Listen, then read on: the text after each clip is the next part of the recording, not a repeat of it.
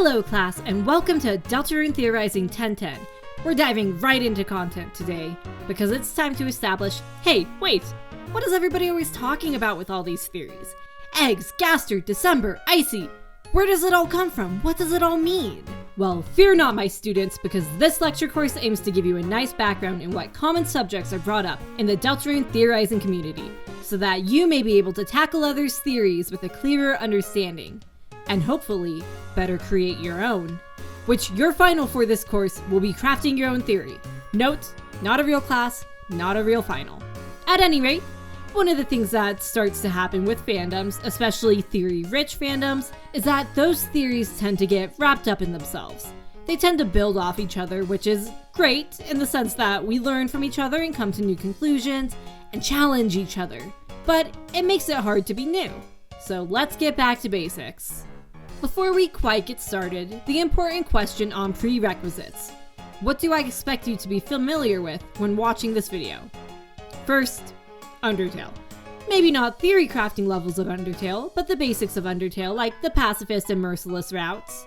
I also expect a basic understanding of Deltarune, as in having played or watched a playthrough of both chapters 1 and 2. I am not expecting anything by way of, say, talking to characters in Hometown or having fought the secret bosses, however. Or even knowing that there are secret bosses. Surprise! This lecture series is, well, a series, with this first one laying the groundwork that a lot of other subjects often come back to and reference. Enough of this preamble, let's get right into it with our first subject. You've probably heard of him, and if you haven't, you'll hear a lot to come. It's Gaster! Or the Mystery Man or Jeff, whatever you want to call him. Getting into all the weeds with Gaster is its own 30+ minute video, hours long video series that other people are in the process of or have already made.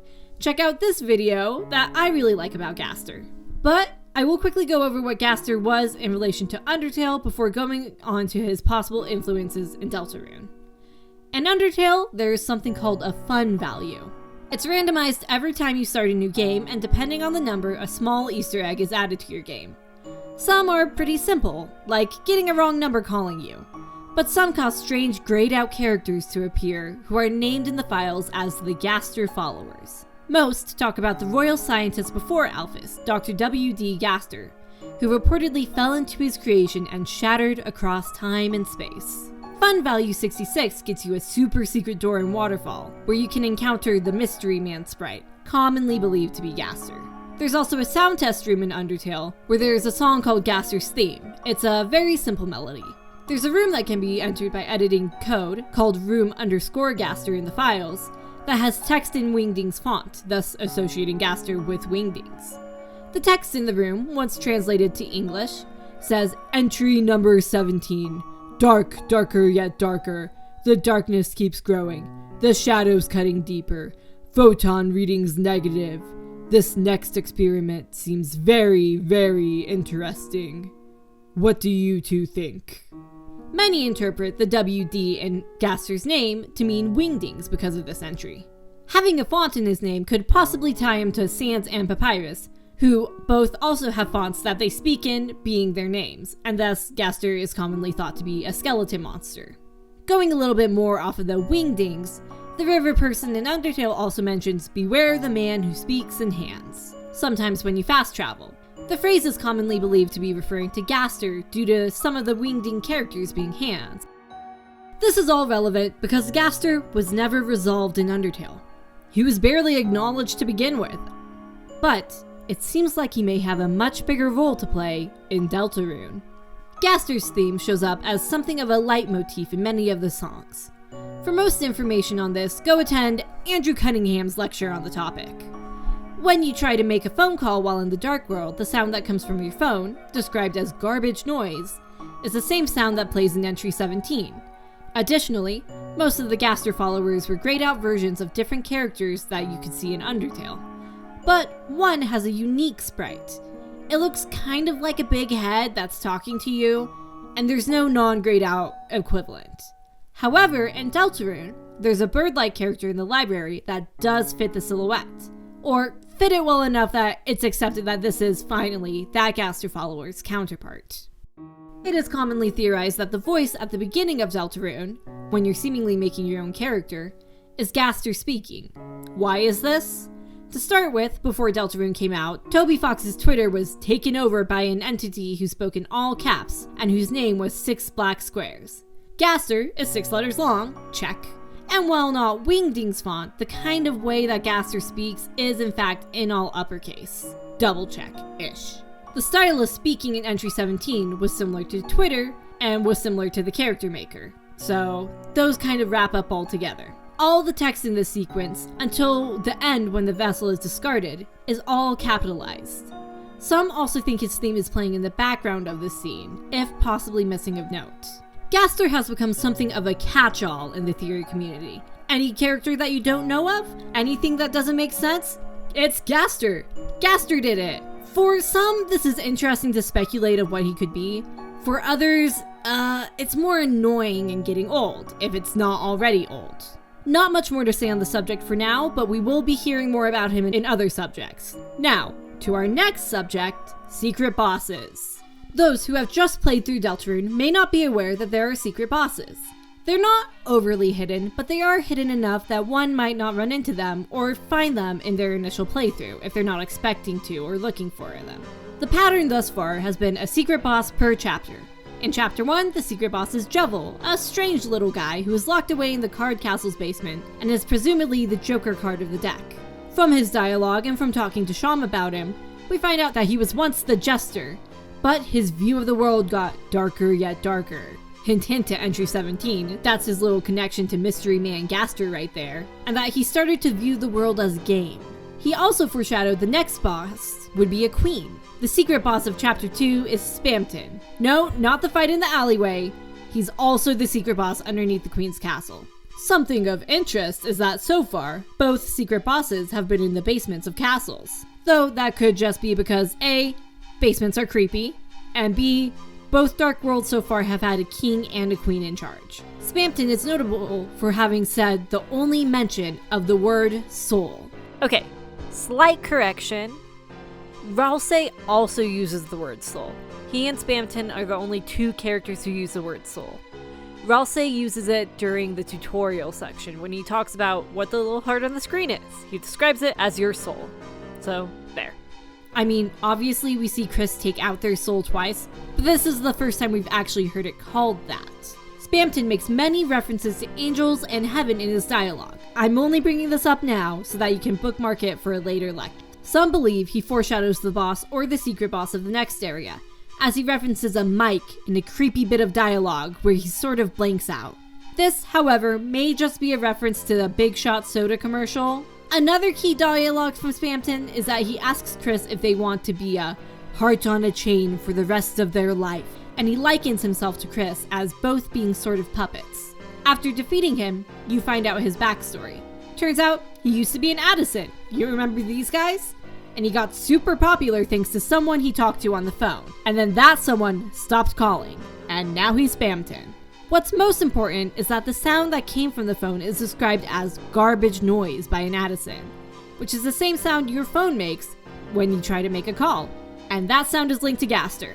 Thus, so far, both of our secret bosses have had links to Gaster.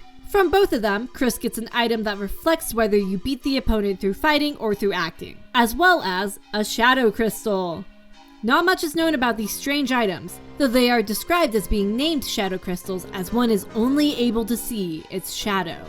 When using the shadow crystal in the Dark World, Chris is able to momentarily see the Light World version of the area.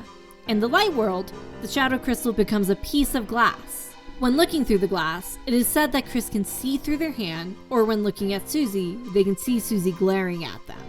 The only person who has acknowledged or told the player anything about the shadow crystals is shopkeeper Sham, and he says once you get enough of them, he can make something from the shadow crystals. There is also a so far unused item in the code for a pure crystal, and many assume that this is some kind of purified version of the shadow crystal. That's all for our secret bosses. Moving on to Asriel Dreamer. He should be familiar for those who have studied Undertale, being the main antagonist of the story. Despite not physically being in Deltarune yet, he's still a very important character, who I have decided to bring up here to remind you all of that. What we know about him so far is that he is Chris's brother, he's at college right now, and in a week from chapter 1, he will be arriving back in hometown. Most of what we know about him is just what we can infer from his room and what people have to say about him. We know he was a pretty nice older brother, considering he let Chris use the real gaming controller when they played and use the knockoff version himself. We know he used to sing in the choir at the church. We know he used to take Chris to QC's diner after their parents' divorce. We know that Chris usually chats with Asriel over the internet. In chapter 2, we find out that Chris has been searching when spring break for colleges, making it look like they're anxiously awaiting Asriel's return. And, perhaps most importantly, we know that the ending of the game is more than likely going to coincide with his return. Going into speculation territory, some people think that he may have some kind of influence on the events happening in the game, although it's hard to say exactly what. Theories can range from Asriel is the knight to Asriel is actually dead. What is clear is that Asriel is going to be important, either as a character or just the effect that he's had on Chris's life. We've talked about Asriel, time to talk about Ralsei. Ralsei has a lot going on with him. The first and most popular theory associated with Ralsei is the matter of what he is, as in, which object would he be in the light world. Most commonly, people believe that Ralsei is the red-horned headband that Chris had as a child, as mentioned by Toriel. Supporting evidence for this is his pink horns, but it's still just a theory. A different but interesting theory that I've heard is that he's a bouquet of flowers. One of the ones Asgore tried to give Toriel, because there's art of Ralsei composed of flowers on a t-shirt in Fangamer. While Ralsei claimed that he is a prince of the dark that the legend speaks of, 3 heroes appear at World's Edge, a monster, a human, and a prince of the dark. Many people think that, in general, the 3 of legend are not going to be our trio of protagonists. But more than that, of the 3 silhouettes, Ralsei does not match his the most. Sure, he did when he was wearing his cloak, but he doesn't usually look like that. It is generally accepted, though unconfirmed, that Ralsei knows much more about what is going on with Chris than he lets on. When he tells Chris to focus on Susie, and we, as the player, have our focus pulled away, it seems to be an intentional action by Ralsei. So far it's happened in every chapter. People of the future, this video is from when we had only up to chapter 2. And both times when the player returned to Chris, Ralsei was in the middle of talking to Chris, a conversation we so far never get to find out about. Chapter 2 of Deltarune has something of a no mercy route that I will go into more detail about in another video, but what's important is that when Ralsei tries to get the player to focus on Susie, the player does not. And Ralsei seems to notice that the player has not left the screen. Most people are anticipating that Ralsei will have some sort of third act twist antagonist reveal. Either that he's evil or that he was just not doing things for his stated purpose. Diving further into questions about Ralsei, some doubt he's a Darkner at all, which, to be fair, I'm not sure he ever says he's a Darkner. He calls himself a Prince of the Dark, and considering all the characters in the Dark Worlds are Darkners, other than Lightners when they fall in, of course, it's pretty easy to assume that he is one. Yet he's aware that he lives in a closet. In chapter 2, he tells Chris to go to the classroom next door and pick up all the toys to bring back, showing he's aware of the school and of the reality of what Darkners are. He can move from one dark world to another seemingly on his own. While we haven't seen what happens when other Darkners die yet, Ralsei seems to completely disappear, leaving just a pile of fabric behind. Because Ralsei seems to know more than he lets on, and know about the state that he's in, aka that the Dark Worlds are a closet and they're like toy things, it's commonly believed that he also has a shadow crystal like Jevil and Spamton do. Does this mean that he'll end up being a secret boss or you'll have to fight him? Who's to say, but it's worth keeping in mind. And, of course, I'd be remiss to not mention that Ralsei's name is an anagram for Asriel, and he appears to look like Asriel. What does that mean? Well, that's what theories are for, ladies and gentlemen. That about wraps us up for this first class.